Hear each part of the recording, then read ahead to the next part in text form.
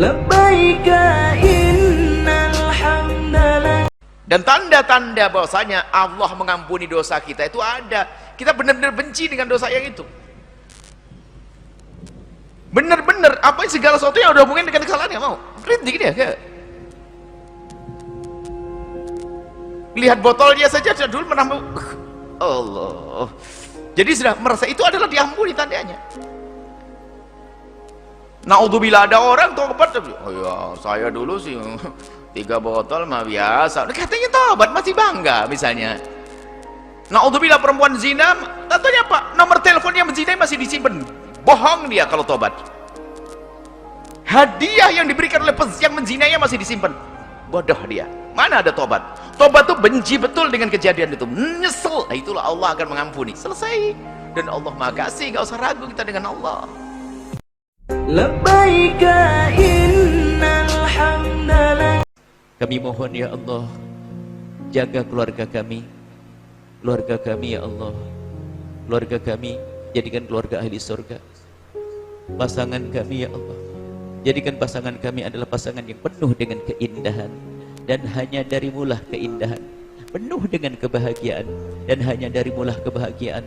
Ya Allah, jika ada ya Allah di antara yang hadir di sini atau yang menyaksikan acara ini, ada hambamu yang dalam rumah tangganya penuh dengan percekcokan, penuh dengan kebencian, penuh dengan perselisihan, Engkau yang menguasai hati mereka. Pertemukan hati mereka dalam cinta ya Allah, jauhkan dari perselisihan ya Allah, ya Allah, dan jadikan rumah tangga kami dan mereka indah ya Allah. Labbaika innal hamdalillah. Kalau ada orang begitu mudah mengatakan rasa, ungkapkan hatinya kepadamu, sebetulnya dia menganggap engkau tidak bernilai, gak ada bobotnya. Tapi kalau anda berbobot, gemeteran mau ngomong gitu, mau menuju kepada anda pun jalan berliku-liku, lewat siapa kira-kira saya bisa tembus ke sana? Karena anda dihargai, dihormati, begitu beratnya bobot anda, maka dia pun membawa orang alim, orang besar agar ngelamar anda. Lah kalau anda didudukkan sebagai perempuan di pinggir jalan, Neng, Masya Allah, digituin saja sudah bingung. Kadang-kadang perempuan juga begitu, disapa sekali nolehnya 3 kali, lebih rendah lagi tuh. Nyapanya sekali, Neng, besok dicari, gak ada yang manggil lagi saya. Jadilah wanita yang mulia.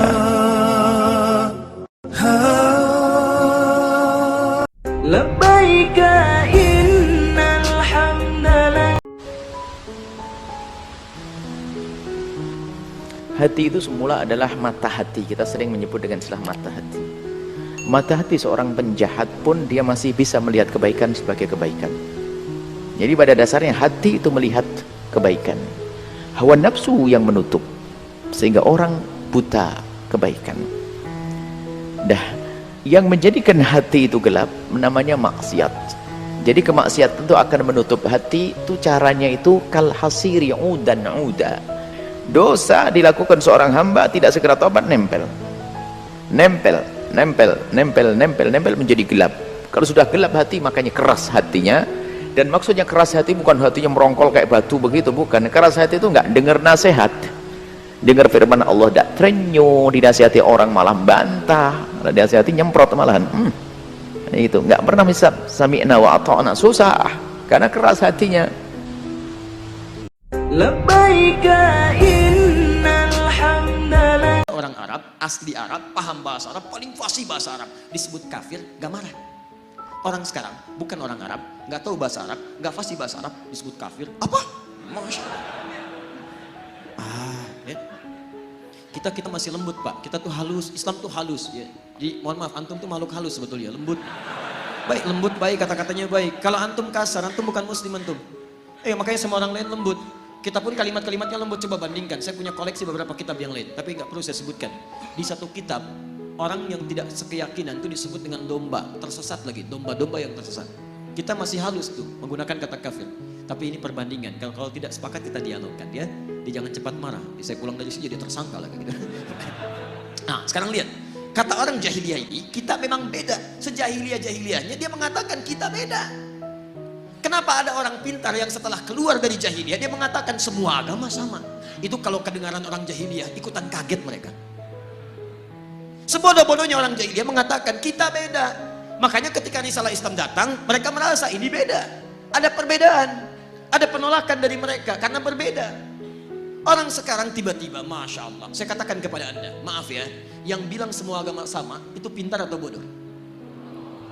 Bodoh. Baik, gelarnya ada enggak? Mana ada orang bodoh punya gelar? Lihat S1, S2, S3, Masya Allah, sampai S-nya banyak, dingin, dan macam-macam. Belajar keluar dan sebagainya, tiba-tiba pulang-pulang mengatakan semua agama sama. Baik, ini menunjukkan ada sesuatu yang salah di situ. Nah, sifat-sifat ini disebut oleh Nabi SAW, sesungguhnya sifat-sifat yang tidak baik, yang hanya dimiliki oleh Dajjal.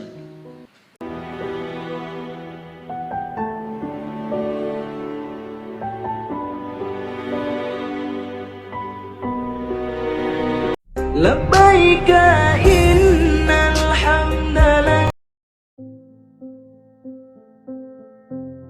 Ada wali nikah. Wali nikah itu bagi yang masih gadis itu mutlak bagian terdekat dari dirinya. Orang tua, ayah masih ada. Kalau ada itu ayah. Tidak ada kerabat terdekatnya, pamannya, kakaknya, atau adiknya, atau yang paling dekat. Dan wali ini fungsinya bukan hanya menikahkan, tapi menjadi jalur konsultasi jika ada hal-hal terjadi di rumah tangganya. Karena itu wali akan memberikan perlindungan pada perempuan supaya berfikirnya matang. Quran surah kedua ayat 221, paling kanan sebelah atas. Wala tunkihul musyrikin, wala tunkihul musyrikati hatta yu'minna. Jangan kamu laki-laki menikah dengan perempuan musyrik sampai mereka beriman. Wala amatun mu'minatun khairum min musyrikati walau a'jabatkum. Perempuan mukmin yang biasa-biasa saja lebih baik dibandingkan dengan musyrik walaupun dia memikat hati. Wala tunkihul musyrikina hatta yu'minu. Lihat kalimatnya. Kalau menuju pada laki-laki, kata Quran jangan menikah. Tapi untuk perempuan, jangan nikahkan anak perempuanmu. Wala tunkihul musyrikin, jangan nikahkan anak perempuanmu kepada pria musyrik. Jadi yang dituju itu walinya. Ayat ini tegas kata para ulama menunjukkan bahwa jika ada perempuan, gadis, ya ini gadis belum masuk ke janda, gadis khususnya akan menikah, maka tidak sah pernikahannya sebelum kemudian dia diputuskan oleh walinya. Putuskan itu maksudnya bukan memutuskan pernikahan dan sebagainya, membimbing pernikahan dia menjadi wali darinya. Jadi tidak boleh dia menikahkan dirinya sendiri, supaya dijaga kehormatannya, dijaga dia. Dan apa fungsi terbaiknya? Quran surah keempat ayat 35, paling kiri di pertengahan. Wa in khiftum shiqaqa bainihima fab'athu hakaman min ahlihi wa hakaman min ahliha. Kalau di rumah tangga terjadi cekcok luar biasa yang menjadikan tidak bisa diselesaikan oleh kedua suami istri itu, maka konsultasilah kepada wali, hakim yang paling bijak. Siapa yang paling bijak? Yang paling bijak, yang paling bagus adalah yang Anda tuntut jadi wali yang menikahkan Anda.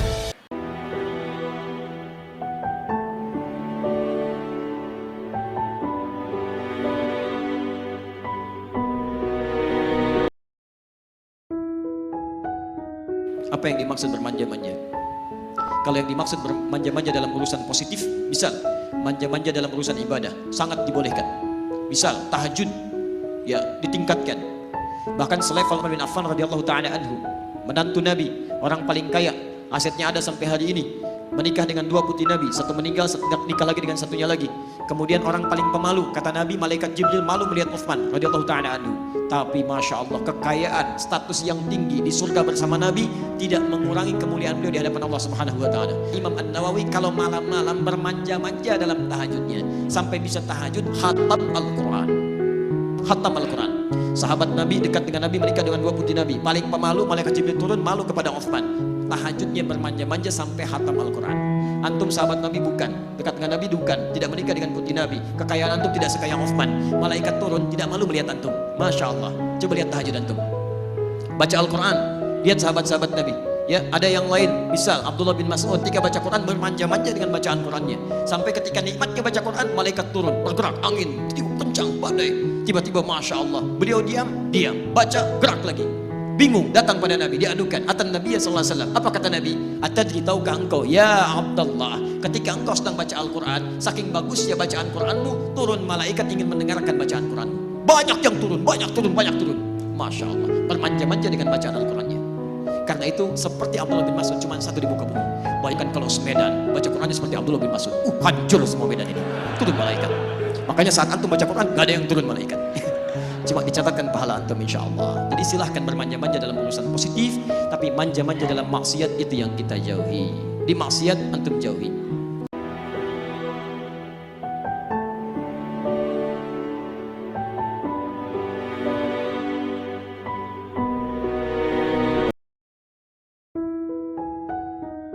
Islam ini bukan agama kemarin sore.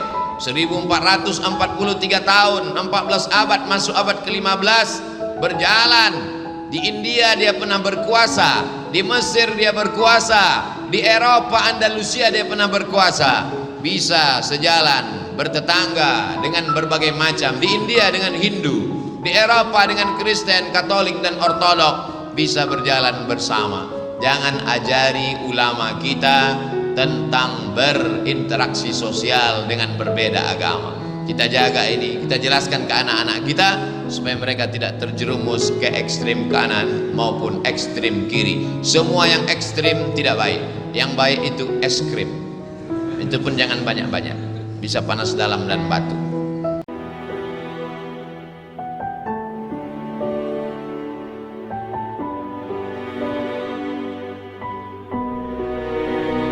Labbaika innal hamdalillah. Amalan terbaik anak kepada orang tua yang orang tuanya masih hidup. Satu, hormat dalam ucapan dan perbuatan. Ingat teman-teman sekalian, ya. Teman-teman sekalian ingat, satu kata pernah menggores hati orang tua kita, maka saat itu goresan-goresan luka akan datang dalam kehidupan kita. Dua, menjaga kehormatan orang tua kita. Seburuk-buruk apapun orang tua kita, seburuk apapun ibu kita, beliaulah yang menjadi wasilah kita hadir di muka bumi ini. Jangan pernah menghina fisiknya, jangan pernah menghina cara tangkap daya pikirnya. Mungkin kau sudah tua usianya, sudah mulai pikun cara berpikirnya, mungkin sering lupa cara menalarnya. Teman-teman tolong jaga kehormatannya. Yang ketiga, berusahalah menyenangkan hati orang tua.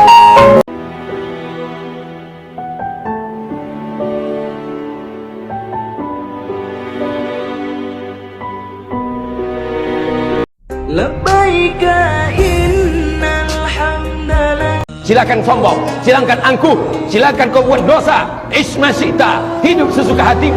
Fa innaka mayyit, tapi ingat, kau akan mati, kau akan jadi bangkai, kau akan jadi mayat. Manusia ini aneh. Hari kemarin dia sperma, hari ini dia menjadi manusia, besok dia akan menjadi bangkai, tapi sombongnya luar biasa. Isma syi'ta, hidup sesuka hatimu. Fa innaka mayyit, tapi kau akan mati menghadap Allah. Isma syi'ta, hidup sesuka hatimu. Mau dengan cara Fir'aun, mau dengan cara Qarun, mau menjadi sekuler, mau menjadi liberal, mau menjadi penipu, mau menjadi pembohong, mau menjadi koruptor, hidup sesuka hatimu. Tapi nanti kau akan mati, masuk ke liang lahat, kau akan berhadapan dengan mungkar nakir, kau akan diseret ke neraka jahanam.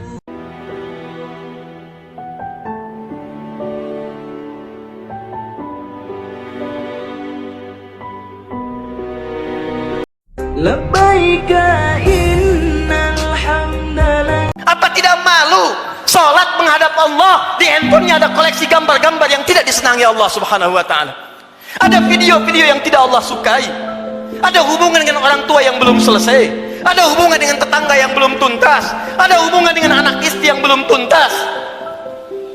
Cita-cita masuk surga, cita-cita berjumpa dengan Rasulullah sallallahu alaihi wasallam. Amal apa yang telah Anda siapkan?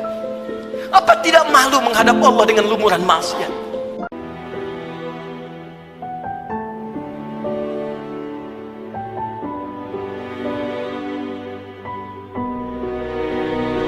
Labbaika innal hamdalillah. Coba kita merenung sejenak, jangan lama-lama nanti tertidur. Kira-kira yang diberikan Allah ke kita sekarang buat kita makin dekat pada Allah atau makin jauh? Punya mobil, makin dekat pada Allah, makin sering ikut kajian, makin sering ke masjid sholat berjamaah, maka mobilnya rahmat. Punya motor, makin sering bertasbih, maka motornya rahmat. Punya uang, dipakai untuk menolong agama Allah, maka uangnya rahmat. Tapi kalau dengan punya uang makin jauh dari Allah, makin punya mobil makin jauh dari masjid, makin punya motor makin gak ingat Allah, maka sesungguhnya itu bukan rahmat tapi laknat berbaju rahmat. Namanya istidraj. Istidraj artinya azab yang tertunda.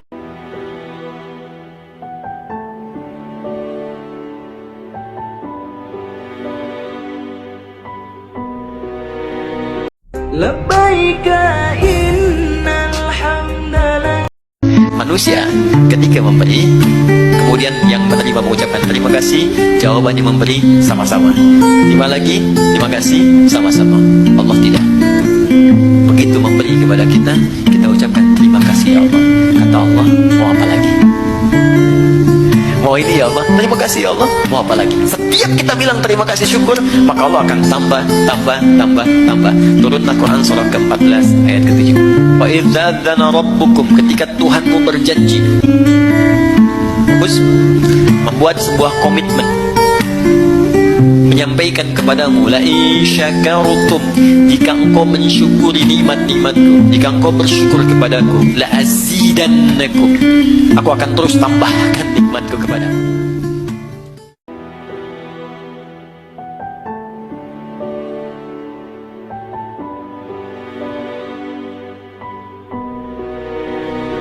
Labbaika innal hamdalak. Sesuatu yang sudah ditetapkan oleh Allah Subhanahu wa taala bakal milik kita. Seberat apapun jalannya akan tetap jadi milik kita. Sesuatu yang tidak Allah tetapkan milik kita, semudah apapun jalannya nggak pernah akan jadi milik kita. Allah tahu apa yang kita butuhkan. Allah tahu banget.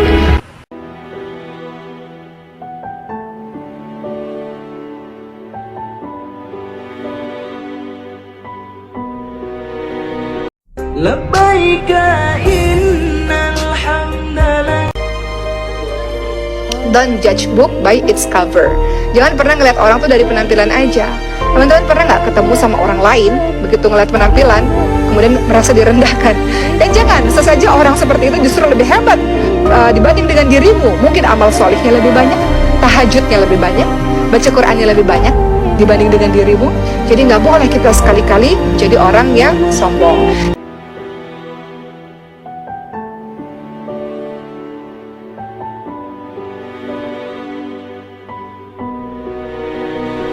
Labbaika innal hamdalak. Aku sudah pernah merasakan semua kepahitan hidup. Yang paling pahit ialah berharap kepada manusia. Sayyidina Ali bin Abi Thalib. Berharap kepada manusia hampa, berharap kepada benda sirna, berharap kepada kuasa akan musnah. Berharaplah kepada Allah yang tak pernah menyia-nyiakan harapan. Sakit hati muncul kerana terlalu banyak berharap kepada makhluk, maka gantungkanlah harapan kepada Allah. Qul huwallahu ahad, Allahus samad. Allah tempat bergantung, maka gantungkanlah kepada Allah Subhanahu wa taala.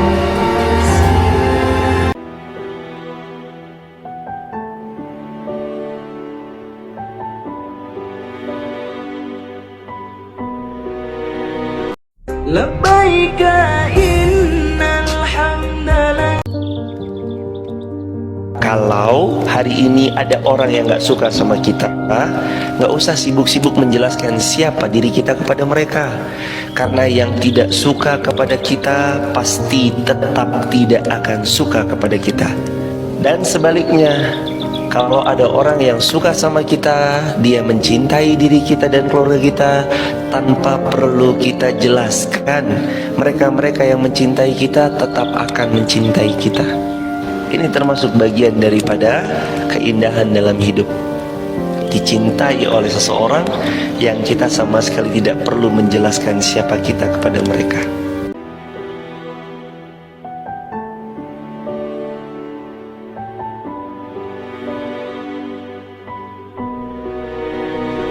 Labbaika innal hamdalak.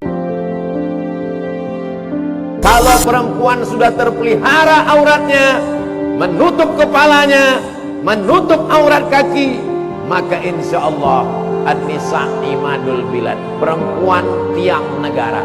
Idza sholahat sholahatil bilad. Kalau perempuan baik, negeri ini menjadi baik. Tapi kalau sudah perempuan rusak, maka negeri ini akan hancur.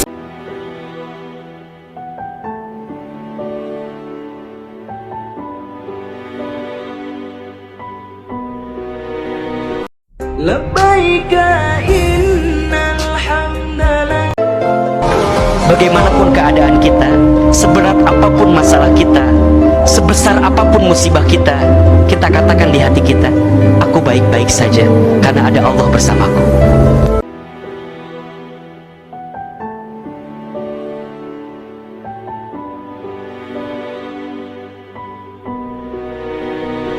Labbaika innal hamdalillah. Kalau ada yang mengatakan nikmat terbesar adalah bekerja, salah, karena monyet pun bekerja. Kalau ada yang mengatakan nikmat terbesar adalah tenaga, salah, karena gajah lebih bertenaga, banteng lebih bertenaga. Nikmat terbesar adalah ketika kau takut kepada Allah. Setinggi apapun jabatanmu, sebesar apapun kekuasaanmu, kau tunduk dan patuh. Ketika azan berkumandang, kau tutup tempat belanjamu.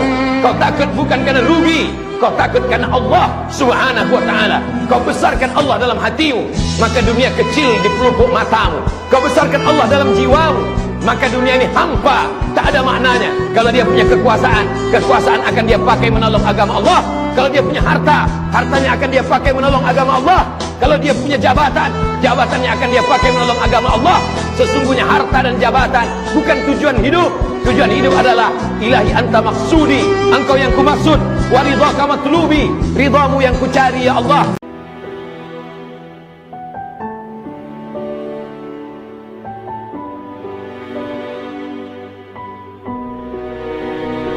Labbaika innal hamdalillah. Allah tidak mungkin menguji seorang hamba di luar batas kemampuannya. Jadi kalau kita sedang punya ujian di rumah kah, pekerjaan kah, kehidupan sosial kah, sebesar apapun ujian itu, kata Allah, memang karena Anda yang sanggup. Kalau nggak sanggup gak akan diuji. Di ujian itu berbanding lurus dengan kemampuan. Mustahil seorang hamba diuji di luar batas kemampuannya. Jadi kalau Anda sekarang pun sedang punya masalah sebesar apapun, kata Allah, memang cuma kamu yang sanggup, yang lain tidak.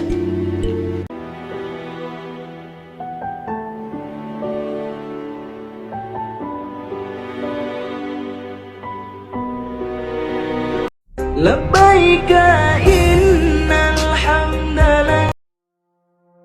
Sesuatu yang sudah ditetapkan Allah Subhanahu wa Ta'ala menjadi milik kita, sesulit apapun jalannya akan tetap menjadi milik kita. Sesuatu yang sudah ditetapkan Allah Subhanahu wa Ta'ala bukan menjadi milik kita, semudah apapun jalannya nggak akan pernah menjadi milik kita.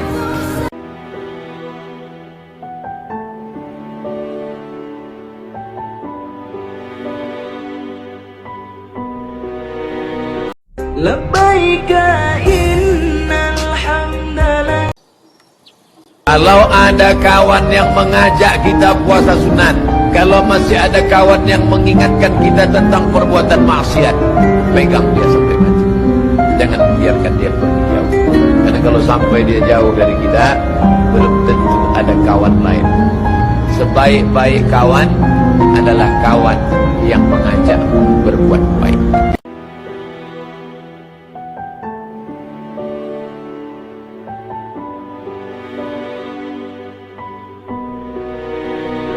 Labbaika innal hamdalillah. Jangan meninggi karena kamu bukan langit. Belajarlah merendah karena kamu hidup di muka bumi. Rendah hatilah serendah-rendahnya sampai tidak ada orang yang bisa merendahkanmu. Tenang, hidup ini tidak sesulit apa yang kamu gelisahkan. Be humble, hiduplah lebih sederhana.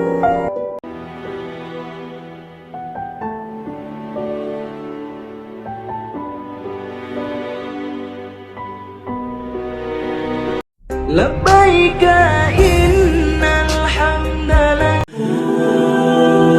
Dunia kau kejar, akhirat melayang. Akhirat yang kau cari, dunia datang bersimpuh di bawah tapak kaki. Yang dicari ini sebenarnya apa? Dunia ini kalau dikejar macam menelan air garam, makin ditelan makin haus, makin ditelan makin terbakar. Lau kana libni Adam wadiyan min zahab, seandainya manusia itu punya satu lembah dari emas, ada gunung, ada bukit, ada emas, apakah dia akan berkata cukup satu? Pasti dia akan minta tambah, tambah, tambah.